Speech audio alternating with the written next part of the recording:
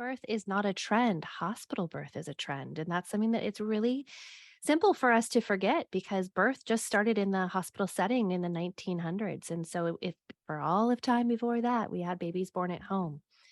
So in the beginning of the 1900s, 100% of births were at home. I love this picture. I think I counted there was 14 girls in this picture. You can see that there was an attendant there with them. Dad's over there smoking his cigar. By 1938, the rates fell to 50%. So that's a drastic amount of people giving birth back in the hospital in 38 years. That's really drastic.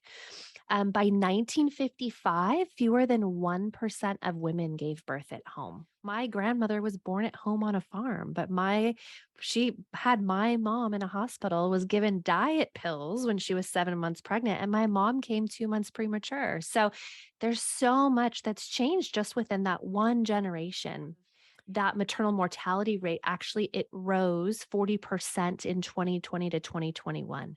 So even with them saying stay in the hospital, everything's fine, we knew that there was so much understaffing, that everybody was scared, that they were limiting partners, and we don't have an exact reason why that went up that much, but it's a combination of so many different things.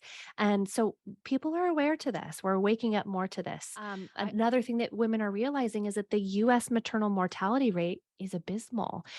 These statistics are in 2001, and we see that it is such a drastic difference within women of color. I mean, 42.8 compared to 12.5. We're seeing systematic racism within that as well. So the graph on the right here shows you how many more midwives compared to OBGYNs there is.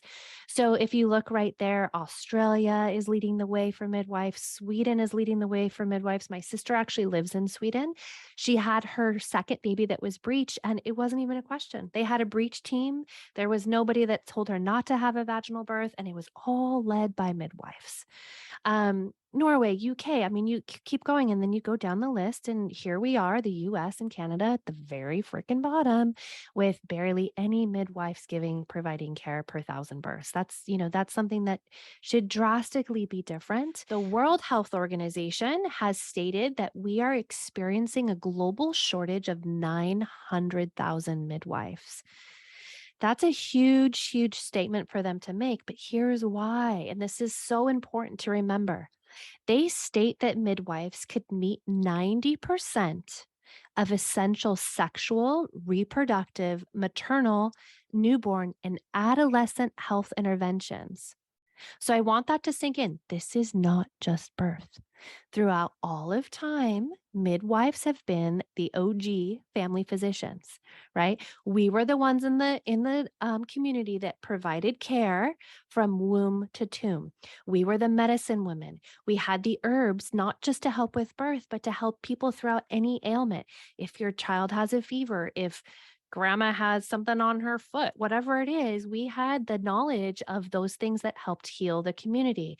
So this right here, this statement is the World Health Organization also understanding that that's something that midwives have traditionally done throughout all of time. So when you have a doctor, are typically in a really big practice.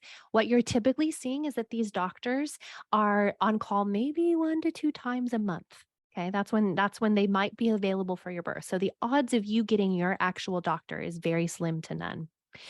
When you have a midwife, and there are midwives that have group practices, which is beautiful and wonderful, but you meet all of those midwives, or you have your own individual midwife, and that midwife has journeyed with you throughout the entire experience, probably past experiences with births as well. So when I have repeat clients, I know their bodies so well. I know exactly what their bodies are doing. And I'm so familiar with their family structure and their family unit that it's like stepping into my own family. Like, it's like, okay, yeah, no, I know what's happening right now. So I would notice if something was going wrong way before somebody that's never met you before.